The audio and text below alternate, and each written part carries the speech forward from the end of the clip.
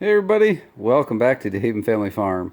So for those of you who watch on a fairly regular basis, you know I tried to do a homemade liquid preservative kit applicator on my round baler, and I ran into an issue. The tank I bought, that one over there, ended up having a leak at one of the connections. It was broken.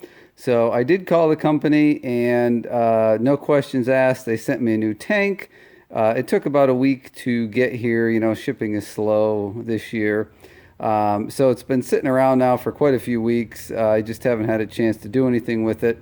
So I thought today I would try and swap things over. As you can see, it is just a plain tank. We got no lid, pump, stickers, anything on there. I'll show you the other side here. This is what the two of them look like.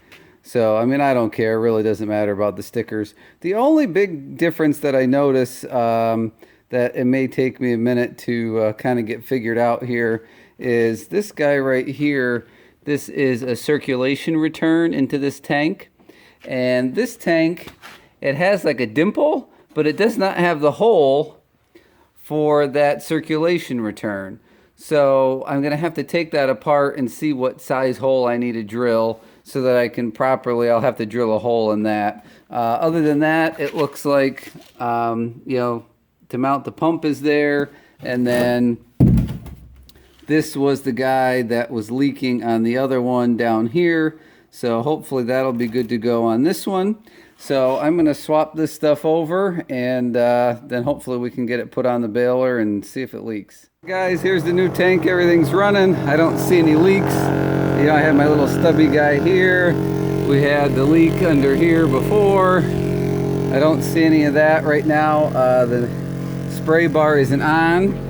I had to move the nozzles. This was the original position that the spray bar had them in. Again, this is just an ATV sprayer. So I had to shorten the hoses, and you can see where they are now. I still have the end of the zip tie there to cut off. Again, just using zip ties right now till I know for sure where I'm gonna mount stuff. There's the other one over there. So what we do here is we come over here to the pressure adjust, and we start turning it on.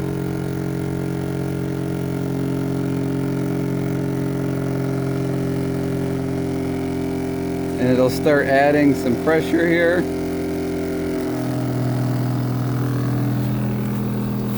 I don't know if you guys can, yeah, it's got some air in the system. There's quite a bit spraying out. We'll turn it down just a little bit there. The amount that's coming out is a little bit more than what I'd like to see as far as quantity goes. I'm still cutting it back a little bit, trying to get adjusted, but if you cut it too far back, then it starts to dribble. So what that means is, like a super heavy, huge windrow, a first cut, this would probably work perfect. I'm going to be doing some second cut. The rows are a little lighter, so it's probably going to be a little too much preservative coming out, obviously, for what we want to see here. So what that means is it's just a matter of getting a different nozzle tip to go on the end. To slow the flow down. Not the end of the world. I'll see if I have one. But that's the general gist of it. You can turn the boom on and off. Of course, you can see we're not running much pressure. And if you want to turn it off altogether, just like that, and then that's turned off. I do have a switch in the cab. It's only an on-off switch for the pump. It obviously doesn't adjust the pressure, but I can turn this on and off from the, I'm going to turn it up. I got to get the water out of there. I can turn it up from inside, or turn it on and off from inside the tractor. So you can see the pressure we got there now. I'm actually going to see if I have some different nozzles, but like I said, I put quite a bit of water in here to test it, make sure nothing was leaking. Everything's holding good, no drips. I don't want to put preservative in there and then have an issue. So I'm going to let that spray out, and I'll see if I have some other tips. I'm in a real big hurry. There's rain coming. I will try my best to get you a little video of it working in the field. If not, this would be the end of the video. Thanks for watching, and stay tuned for updates on how it did work out. All right, quick update to this video.